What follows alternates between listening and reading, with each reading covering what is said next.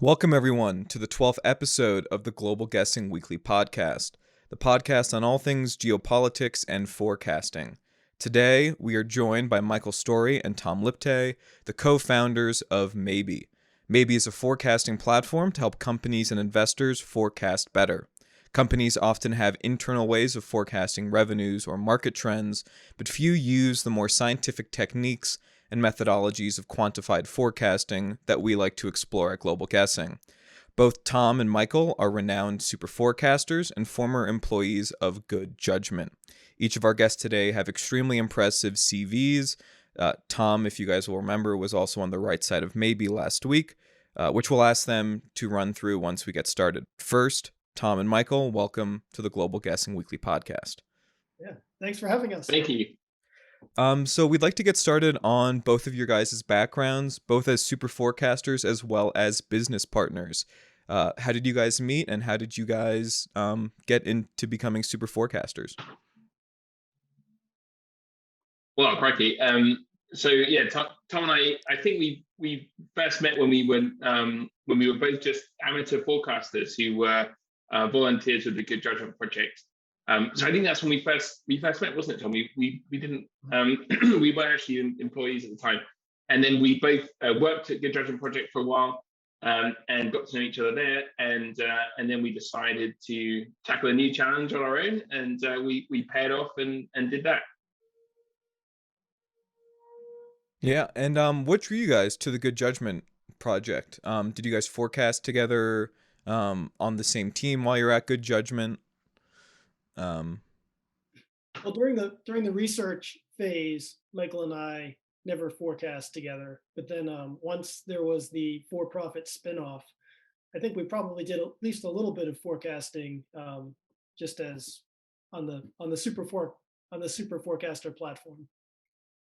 And so while you guys were at Good Judgement Inc., the for-profit aspect of Good Judgement, Tom, you were the CFO, and Michael, you were one of the managing directors. What were you guys sort of working on while you were at Good Judgement? What was that experience like working for Good Judgement?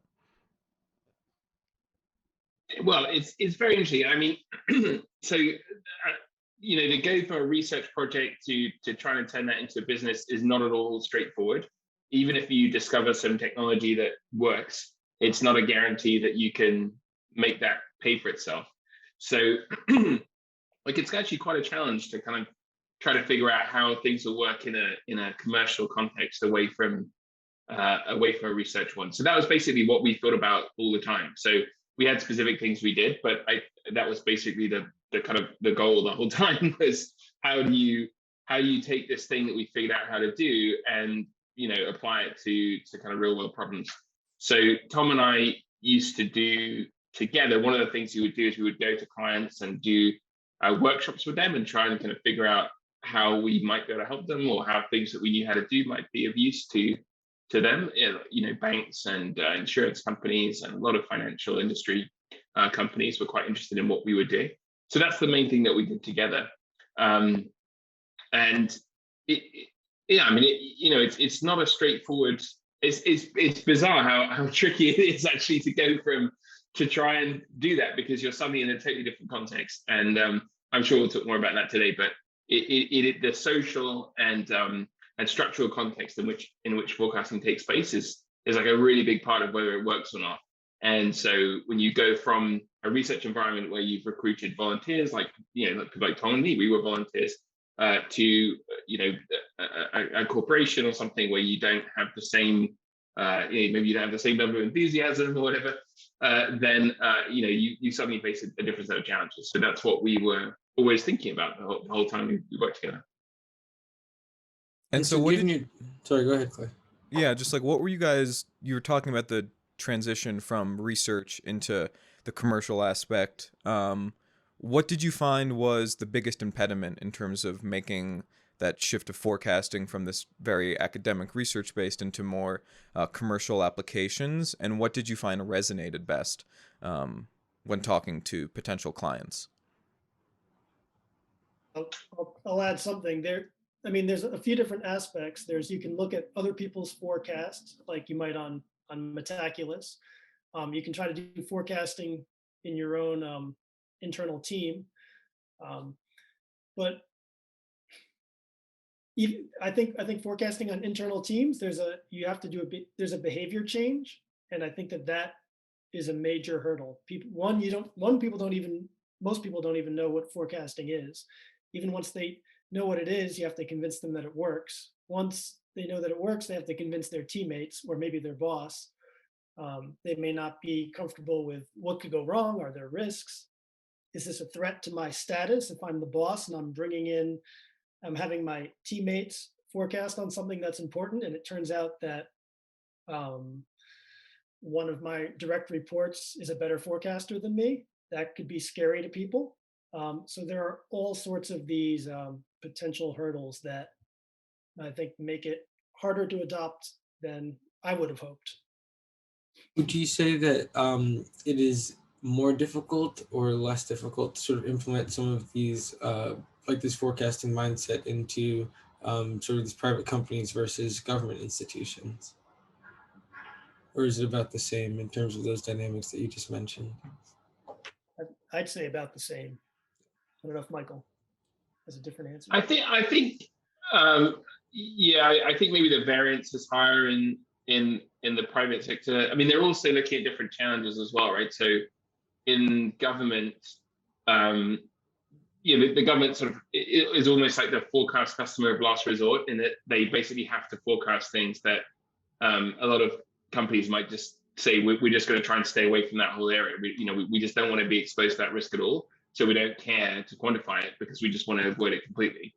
Whereas governments basically have to care about some of these strange risks. They can't just try to operate around them. So to some extent, they're looking at different things. But I think I think the where I've seen people really try and do it well would probably be more in the private sector. But there are also a lot of the same examples that Tom talked about, like it's a threat to the status, it's a change, it's different. Those things are all different. And also, you're looking at different goals, right? I mean, if you're forecasting something, say, like if you look at what Good Judgement Project was about, right? It was a team competing in a forecasting competition that then took over that competition and kind of subdivided into little teams and stuff. But all the way through, you have the same setup, which is the government has a list of topics they care about. Those get turned into questions. The questions go out to the forecasters, and we compete to forecast them more accurately.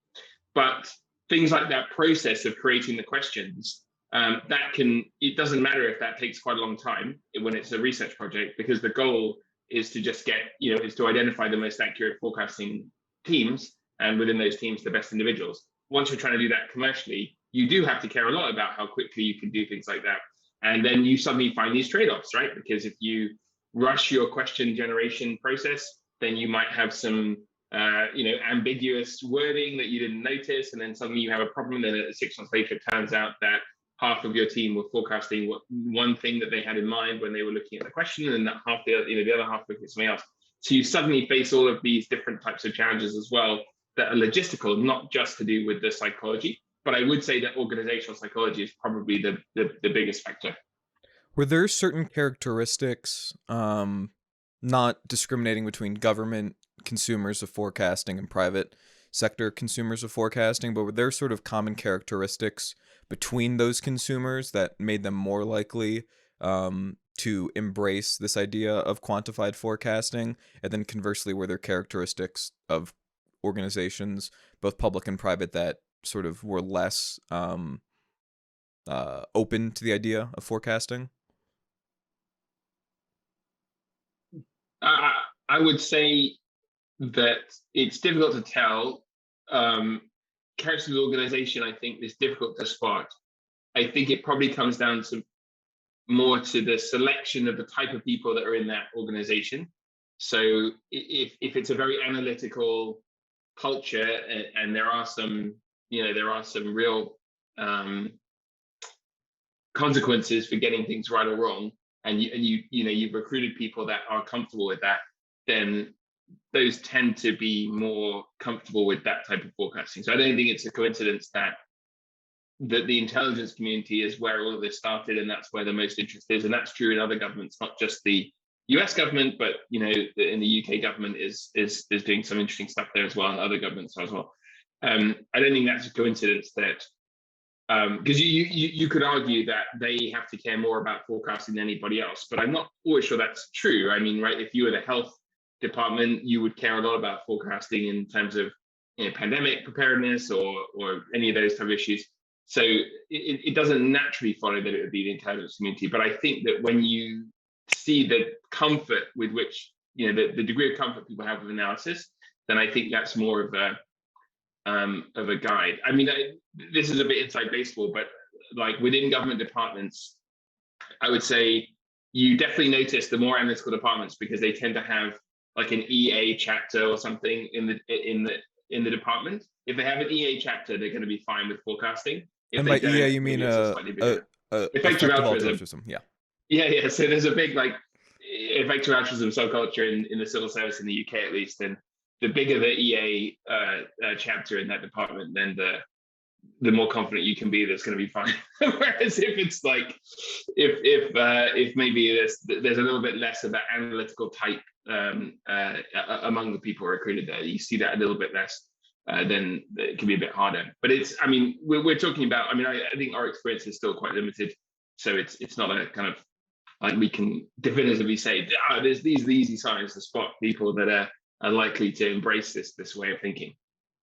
And you were just talking actually right there about sort of government adoption of forecasting. Given both your backgrounds with Good Judgement, which had its ties to IARPA, which is the intelligence community's version of DARPA, which is my easier way of not remembering what all the acronyms stand for.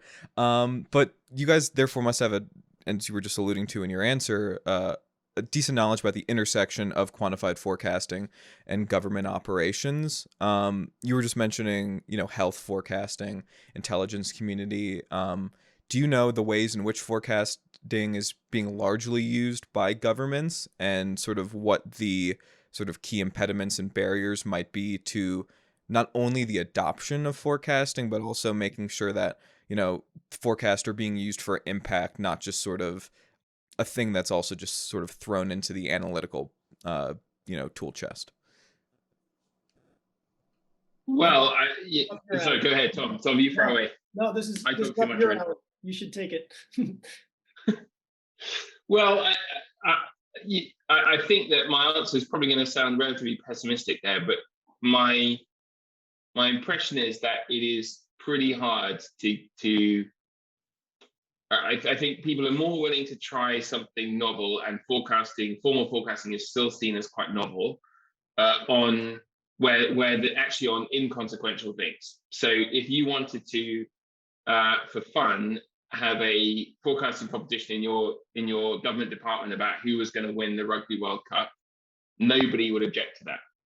If you said, I'm going to have a forecasting competition and it's going to be something operational, you're going to have a lot more barriers to making that happen, because those things become more sensitive. And one of the things that's interesting about the UK, and particularly you look at the pandemic response, is that the minutes of the senior scientific panels that the UK convened to give assessments to the government about COVID the minutes are all published, and you can read them, and I've read them all.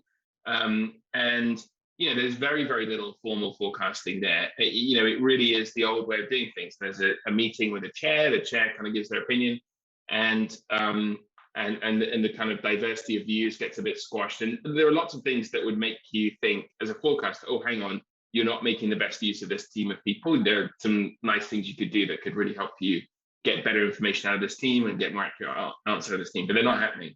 So I think that the more kind of significant the topic, almost the harder it is to apply forecasting to it, just because it kind of feels trivial and it feels too novel.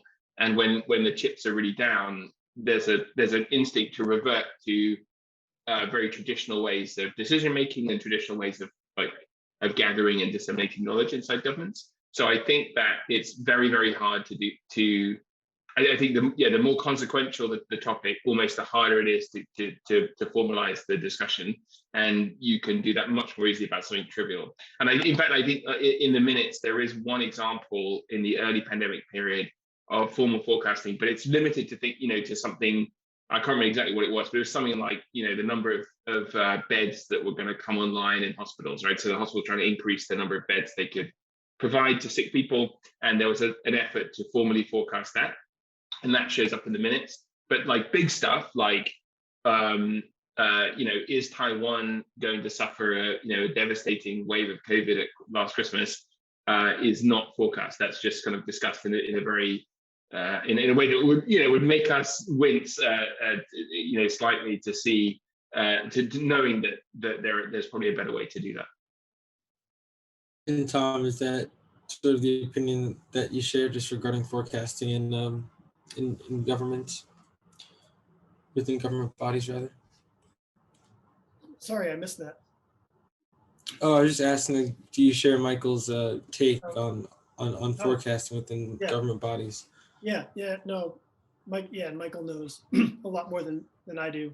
But maybe the one tidbit I'd add is it's hard enough to get people to forecast internally, which I think could help a lot of organizations and the government if they did it, but they don't. But even if you look at Metaculus, being the consumer of forecasts, Metaculus provides really high quality forecasts on a really wide range of policy issues for free publicly. And at least my hunch would be that most, I guess I would be surprised if those Metaculus forecasts made its way into actual policy discussions. My hunch is no. Maybe I'm wrong and I'm not aware of it, but I think it just goes to the barrier of just people aren't aware of forecasting, what it is, and it's getting adopted, but it takes longer than I would have hoped or expected. And Michael, sort of following up on your, like, you talked about the impact, right, of the forecast. So rugby more likely to forecast than an invasion of Taiwan if you're on the National Security Council in the United States, for instance, which would also be very relevant to you given where you live. But one sort of thing that came to mind was I believe it's Philip Tetlock's Super Forecasting. He talks about Obama's decision to do the bin Laden raid. And he was able to get sort of aggregate forecasts that came out to be, I believe it's 75%, is the confidence that the intelligence community had that bin Laden was going to be there and the mission was going to be successful. And yet Obama, when he presented it, sort of the raid was a 50-50 decision. And as two super forecasters, I'm sure that you are aware that there's a large difference between something happening 50% of the time versus 75% of the time. And one of our colleagues, Mikhail Dabrowski, he brought up the point that a quote from somewhere that people sort of view forecasts as either 0%, 100%, and 50%. And there really isn't sort of those in-between numbers. Do you think that, that is also an impediment behind forecasts? Because if you're a leader and you receive a 75% forecast, but then you process it internally as 50%, that's obviously going to therefore not be very useful for your decision-making skills because you've given up a lot of the foresight that people have given to you. So yeah, what do you guys both make of that as an issue? And how do you see that potentially being solved, understanding the difference between 75 and 50? Yeah, tough one.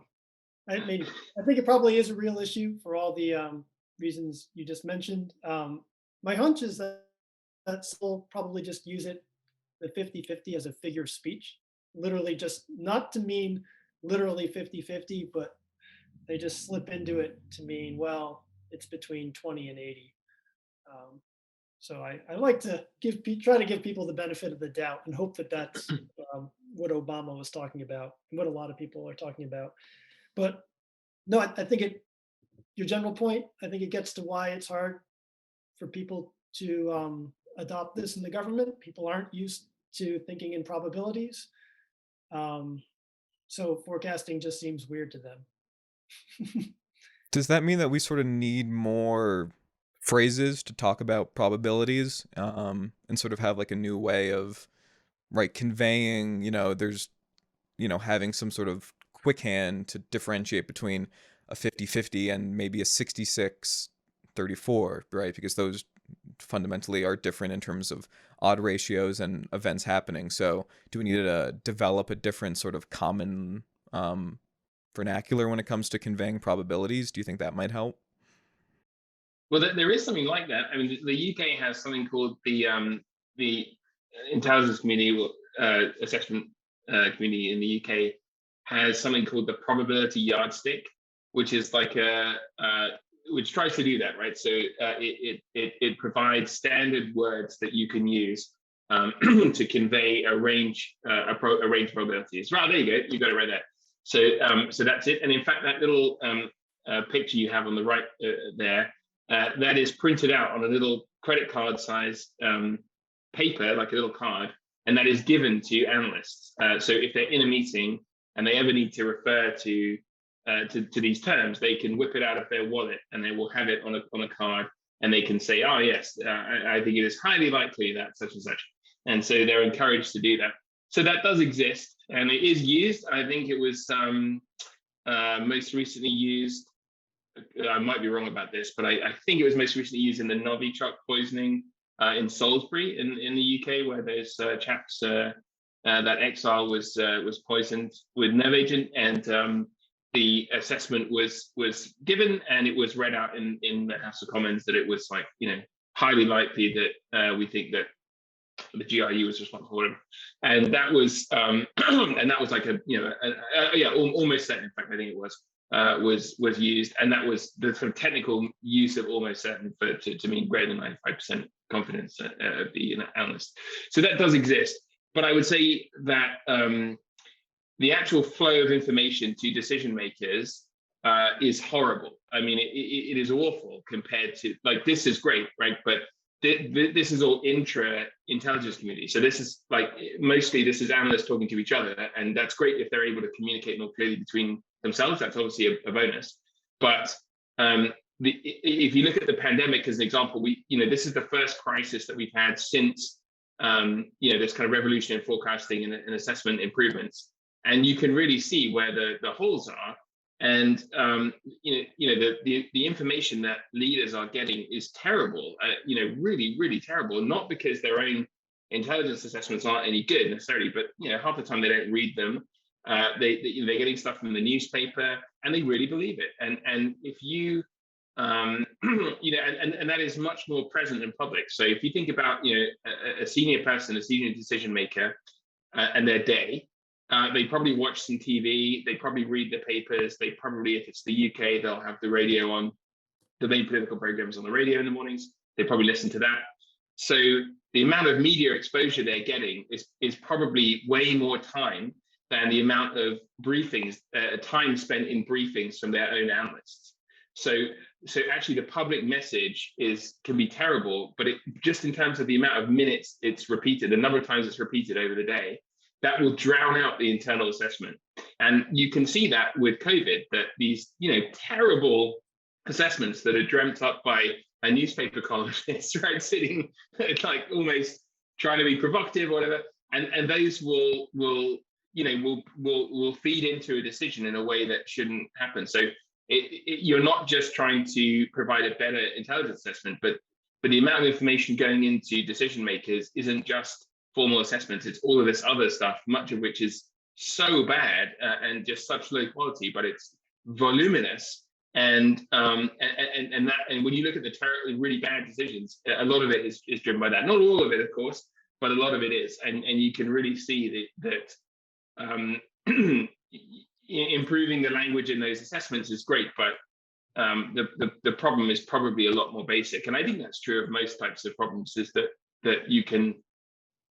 you can tinker at the edges and you can create like really, really nice technology that's going to be really helpful. But if you find that if you want to make the lowest hanging fruit probably isn't even improving forecasting, it's probably preventing newspapers being delivered to government buildings or whatever. Like that's probably the way you could improve the decision quality that much better.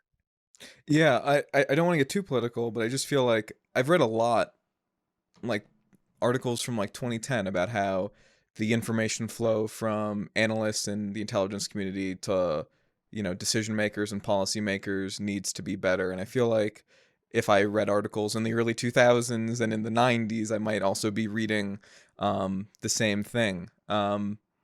Besides cutting off newspapers to our lawmakers and maybe having them make some forecasts publicly themselves, do you see sort of other steps in terms of improving the quality of information that is being fed into decision makers, and maybe ways to reduce sort of the noise that they're actually, interpreting as positive signals? I mean, that's outside my area of expertise, but I think it's a big problem.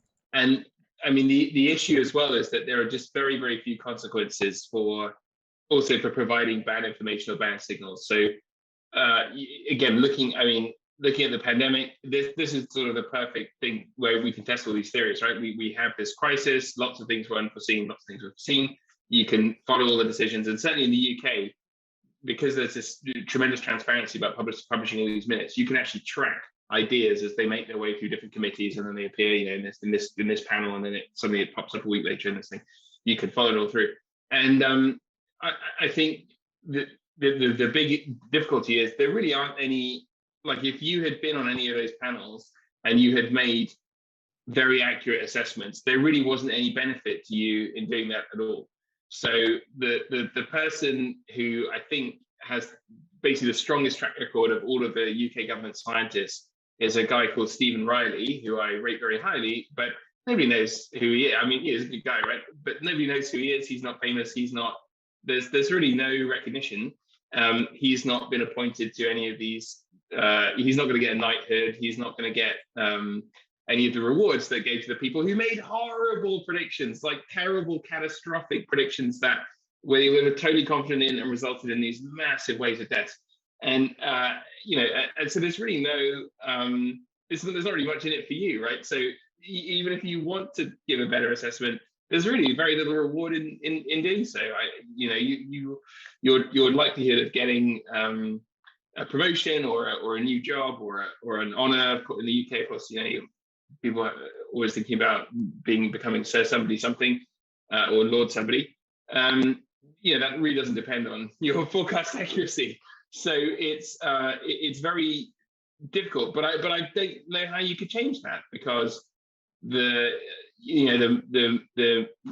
just isn't that much appetite for it. I mean, this is the kind of black pill of forecasting, right? This is the kind of doomer approach, which I think Robin Hanson said, which is, you were able to make all of, in Good Judgement projects and other projects that have happened, you were able to make all of this progress in making forecasting more accurate by doing some quite simple things, and just teasing out which of the simple things are effective.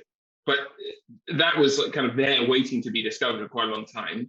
And his interpretation was that people don't really care that much, right? If anybody cared, that wouldn't have been possible for you to make those discoveries in 2015, right? Somebody would have got there before you, and that tells you that people are not that bothered, and they're not really motivated to find out about that stuff. Otherwise, somebody would have done it already. So I'm not sure I share that view, but I'm somewhat sympathetic to that approach, having seen in the government that it's very, very hard, because you're trying to build a chain of accountability all the way back to the ballot box, and it's just incredibly difficult, right? So am I going to vote differently because the government appoints people to that, the scientific panels, and then assess their accuracy, and then the chain is very long. It's very hard for that to kind of have meaningful accountability or feedback. So I think it's difficult if you don't have a kind of immediate financial benefit to getting it right, and even there it's tricky.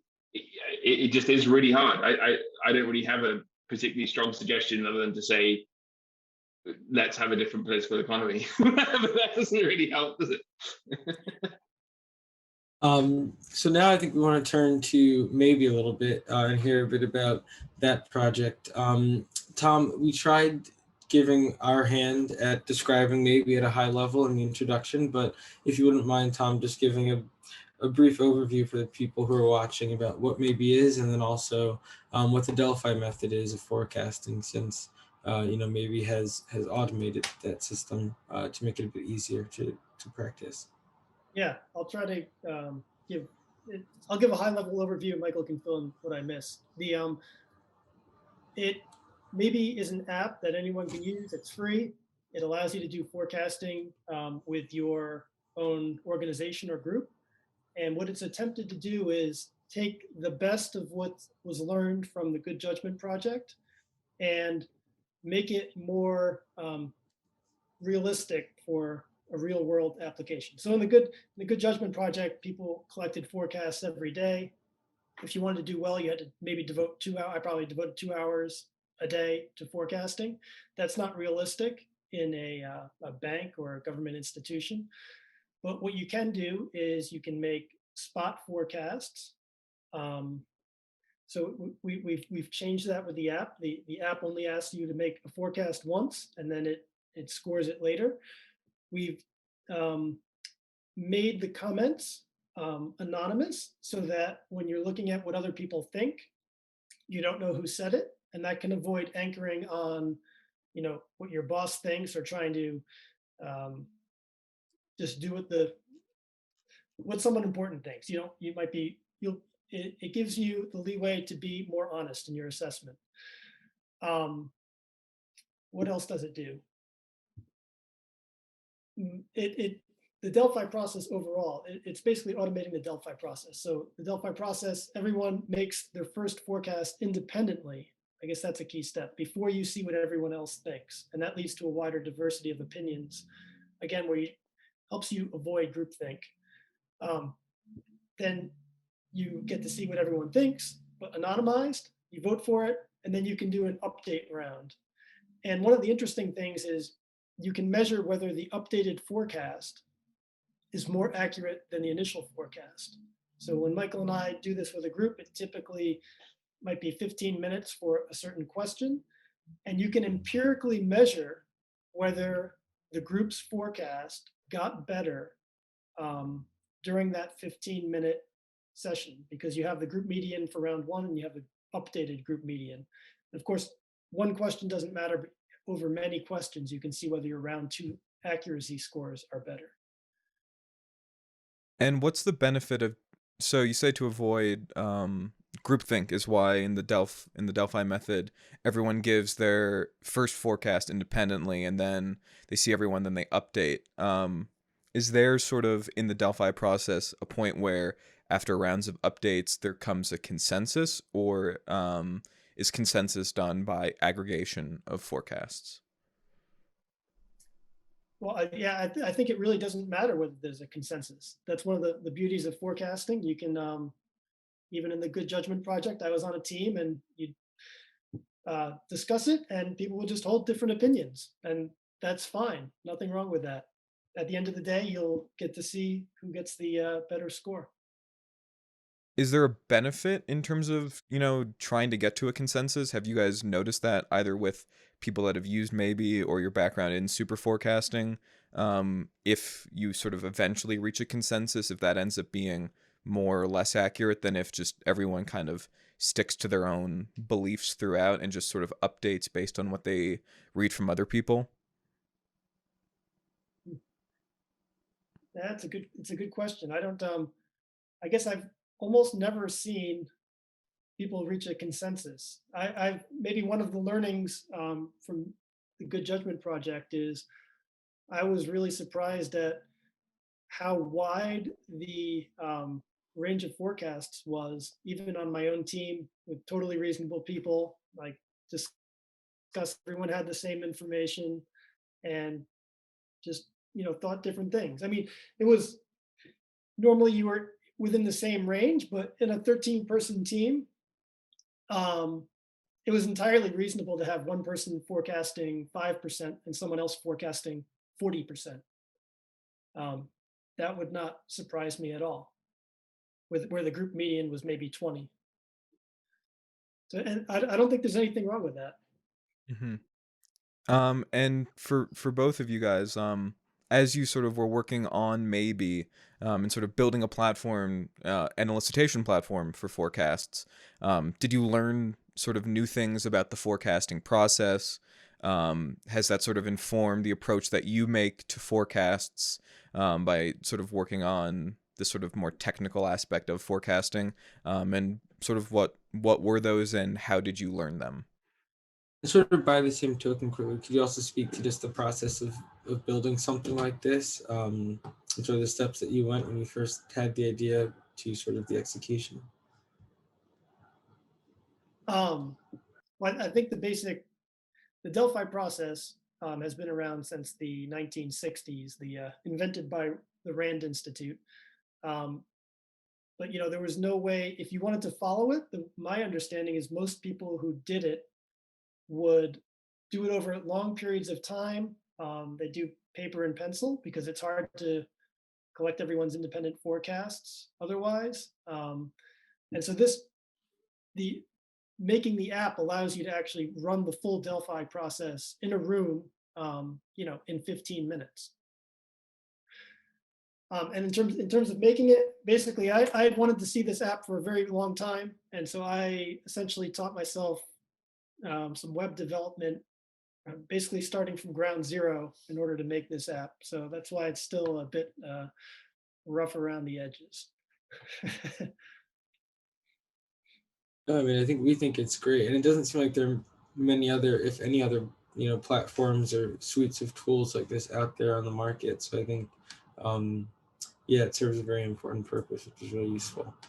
Um, and And I Michael, mean, wait, I was wondering what sort of you took away from the forecasting process, and what you've thought about differently since working on Maybe, because you seem to have nodded your head quite a bit in the question.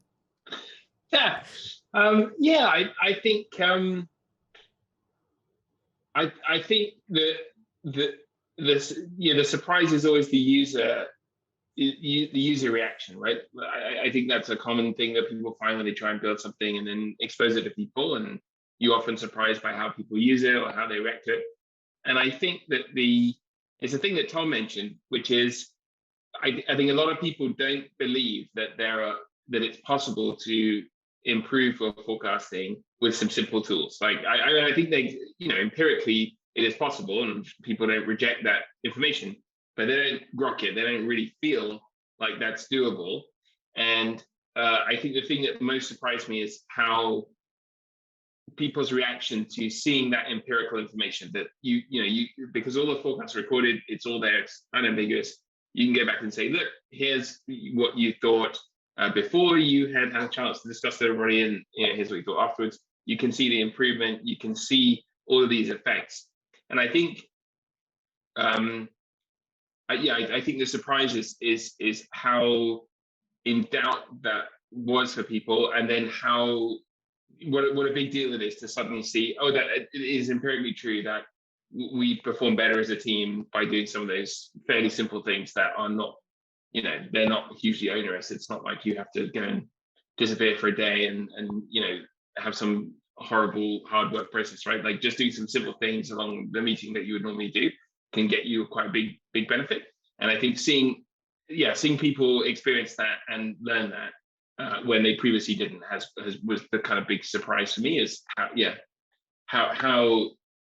I'm not articulating this very well. Yeah, the seeing people basically get it that they didn't get it, because we always got it right. The custom knowledge, right? We've been in this world a long time, so we thought this was all done and dusted and everybody would be on board. So seeing people be uncertain and become more certain is very nice.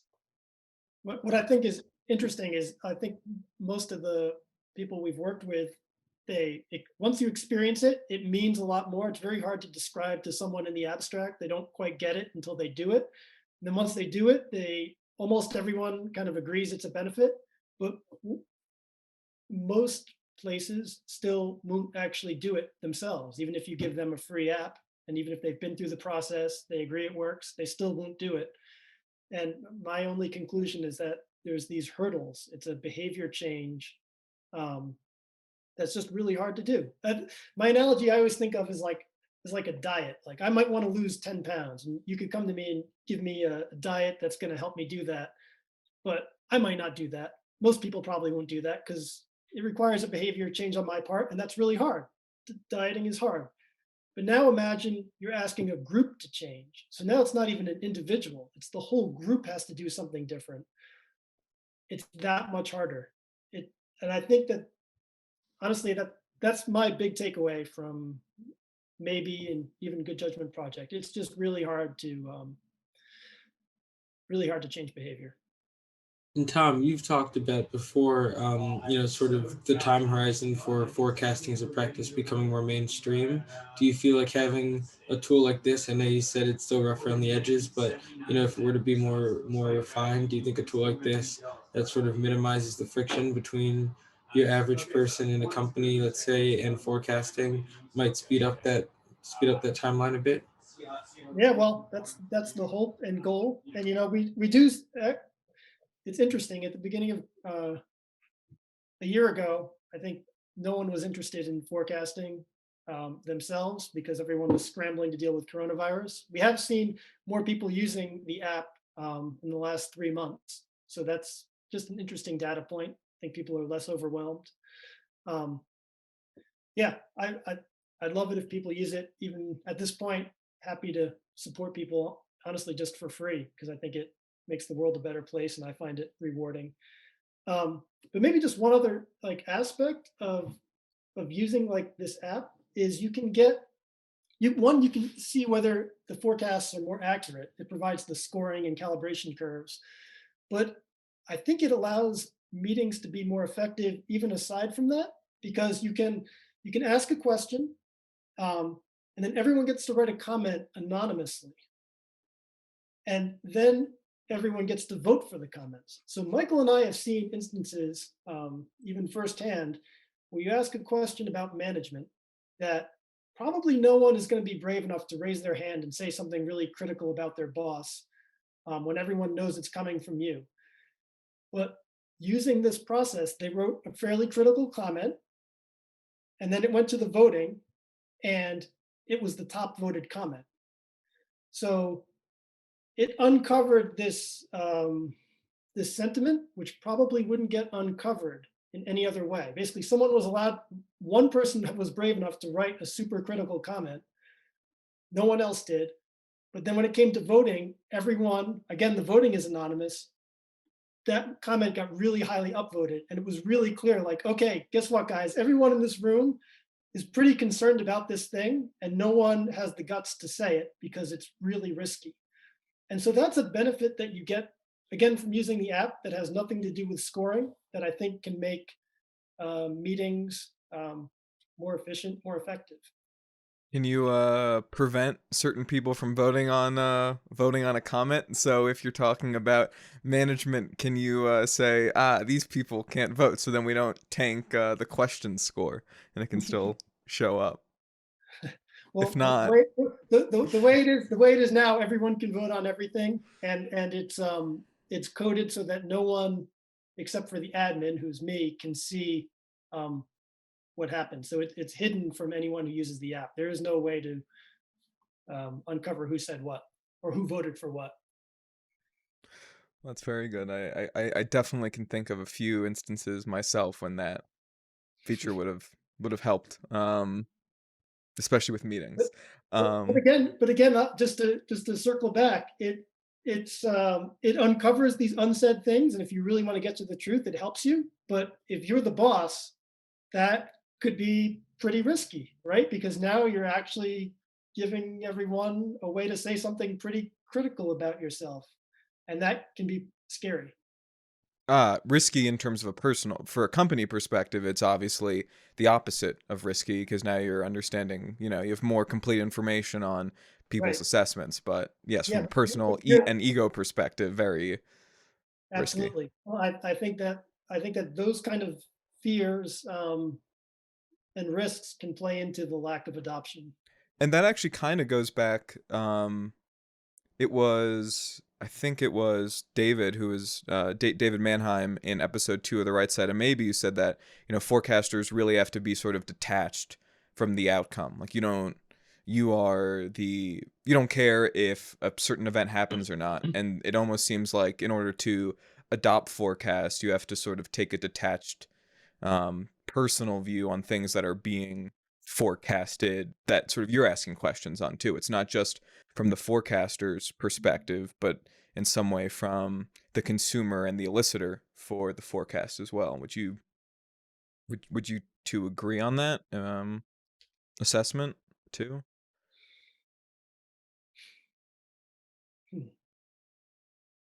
Yes, I think I would. I mean, so on the general side, we know that some people are better calibrated as forecasters, and perhaps that's partly because they find it easier to do that. They find it easier to think in this kind of abstract, detached way. We did actually have a look at this. I mean, my colleagues and I, before we wanted to see, we were trying to see if you were forecasting something that was going to happen in your country, if that had some impact on your accuracy, because you can think of a really nice story about why it would and why it wouldn't, right? So like, if it's in your country, you're getting all this extra information, you're talking to people, you hear rumors, you have friends who tell you things, that might really help you forecast something more accurately. But at the same time, you're also getting bombarded and overwhelmed with information, and all this partisan stuff is going to be coming at you. Whereas if you are looking at it from outside that country, it's much easier for you to be detached and not pay too much attention to this. People aren't trying to propagandize to you or all that sort of stuff. So you could make these stories. We never really found anything there. You would have had to have a really big effect for it to be visible.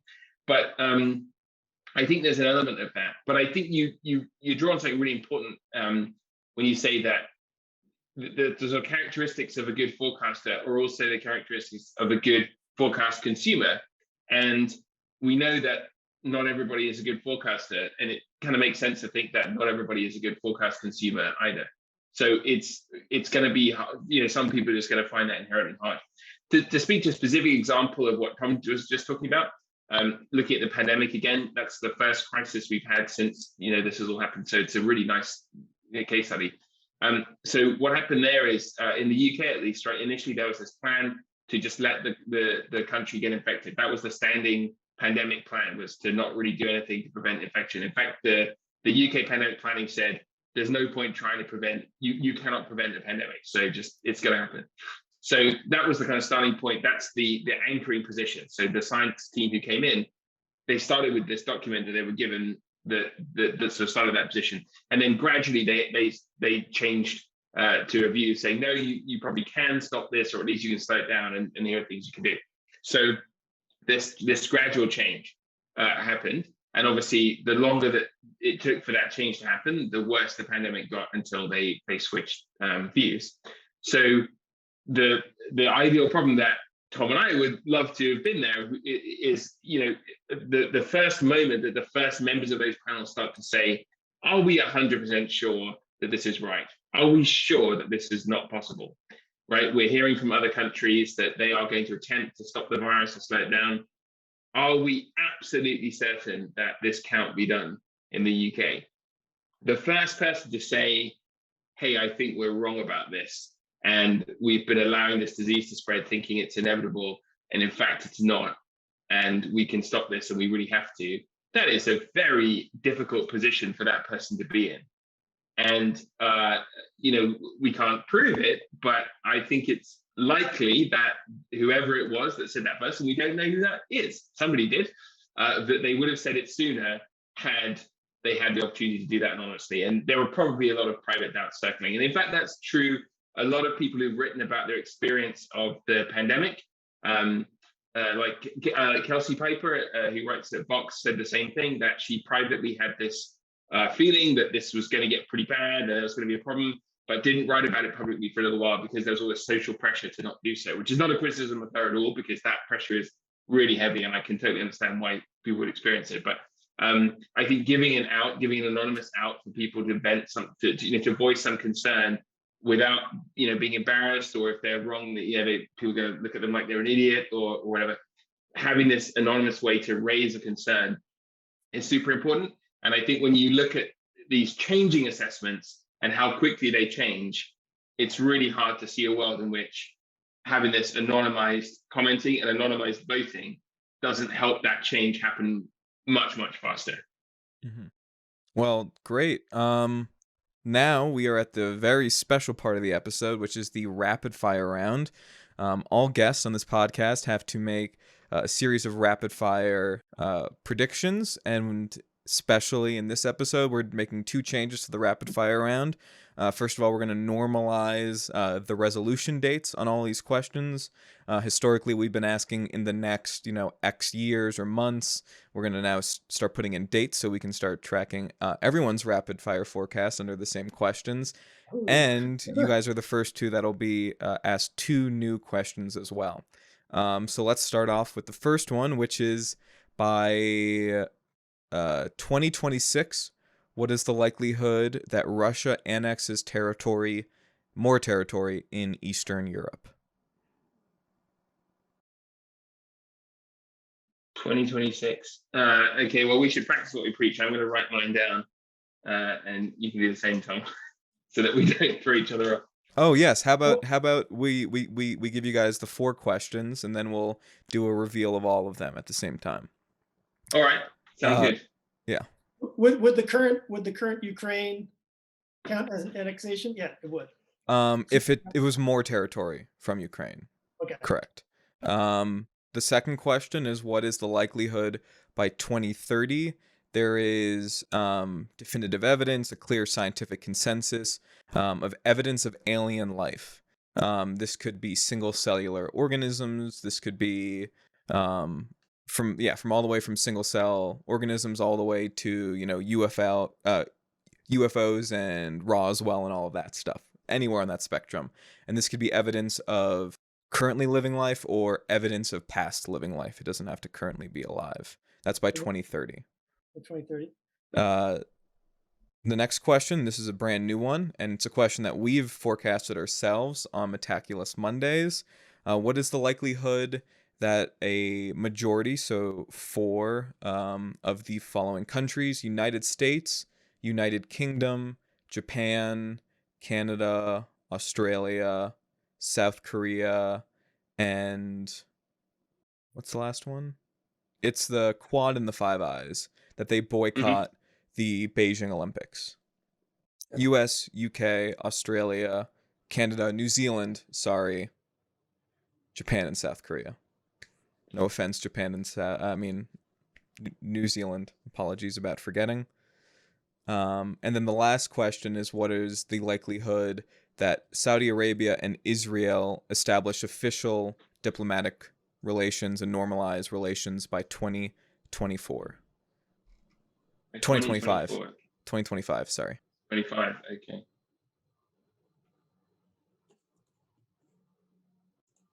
Okay, right, give me a minute. Yep.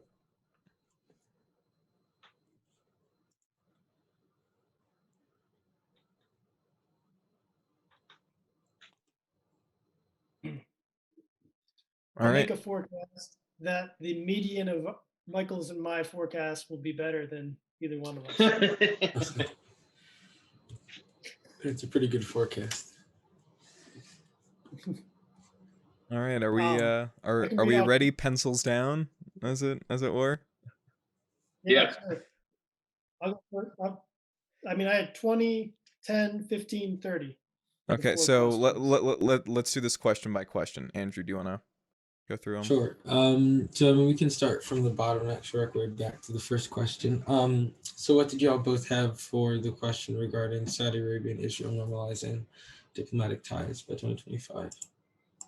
30%. Oh, I was at 20% for that. So an aggregate of 25, okay. I feel like I have to know my forecast. I literally know nothing about it. So my forecast is literally reading into the fact that you're asking this question, meaning it's this weird double psychology. My forecast. It's a meta, very meta. And Michael, what was your sort of like one-line rationale? That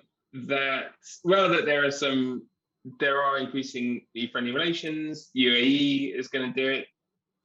Maybe that takes you to 1 in 5. That was my reasoning.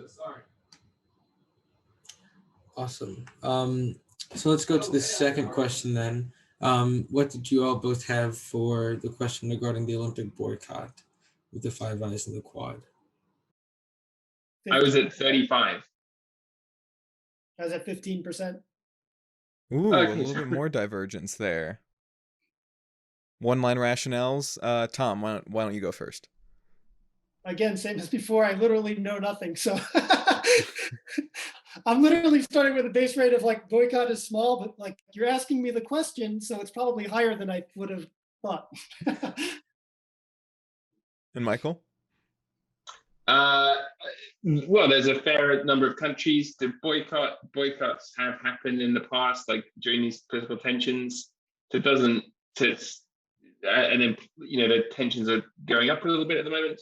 So that's what led me to that conclusion. Like generally, it's not that uncommon for somebody to boycott somebody's Olympics, and it also just seems like a lot of the norms are a little bit in flux, and so unusual things seem to be happening a little bit more because of the pandemic and the tensions are a little bit higher. So my kind of historical base rate I adjusted up a little bit from there.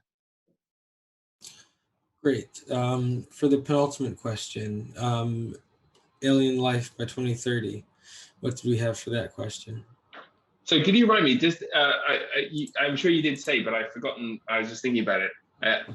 Does like bacteria count or not? Yes, bacteria. Yes, as long as there's definitive evidence, clear scientific consensus, and the bacteria doesn't have to be alive. It can be, old bacteria. Okay. And 2030 was the cutoff date for that. Yeah. Yep. Okay. So I had for that. Oh, sorry. Do you want to go first on this one? You go. No. I had 30% for that. I'm quite confident that not massively, but I think there's going to be a lot of missions going to new places. It seems plausible that to me that we might find something. There might be a little bit of wishful thinking on my part, but I'm going to stick with my 30. Tom? Yeah, I was at 10%. 10% base rate's never happened, but if it's going to happen, the most likely way I would guess would be finding a dead bacteria on Mars. There's no evidence, but at the same time, we're starting to find traces of water. The whole news story that got somehow no media attention, that there's kind of UFOs that exist that defy our knowledge of gravity, that just somehow, in the midst of what was the end of 2020 and the start of 2021, kind of missed the line. So I think we're actually a little closer with you, Michael, but we don't want to influence your rapid casts. And then the last one is the likelihood of Russian annexation by 2026. This is territory in Eastern Europe, not Western Europe, Asia, anywhere else. So just in that one area. Tom, why don't you give us your number? 20%. Okay. They seem aggressive. I don't know much. They seem aggressive, but also things take a longer time to happen than I normally think. So that's it. Did you say 20%, Tom? Yeah. Okay. Yeah. Wow, I think this is our biggest divergence. I was at 85% that will happen. So Ooh. yeah, this is a big difference. I mean, my reasoning was that there's a lot of there's a lot of sort of fuzzy border areas where it's possible to make some gains that wouldn't be necessarily strategically particularly significant, but annexing some territory is a fairly low bar, and that's happened in a few different ways over the last 10 years. And so it seems plausible that my confidence that something small would happen is pretty high. I don't think it's going to be a huge event like necessarily annexing Belarus or something like that would be lower, but taking some territory somewhere, that seems quite plausible. And then just because there's such a huge divergence, and Michael, you're so bullish on the annexation, I just want to quick rapid question is currently on Metaculus. There's a question on, will Russia annex more Ukrainian territory by 2022? The median there is 14%. We actually came down at a 6% likelihood on just Ukrainian territory. I'm wondering if you were just to, I think, cut down your 85% across 5 years, you get, I think, around 17. So by the end of this year, you're looking at 12% likelihood of annexation by the end of the year. What would you put Ukrainian alone by 2022? Ukraine alone by 2022.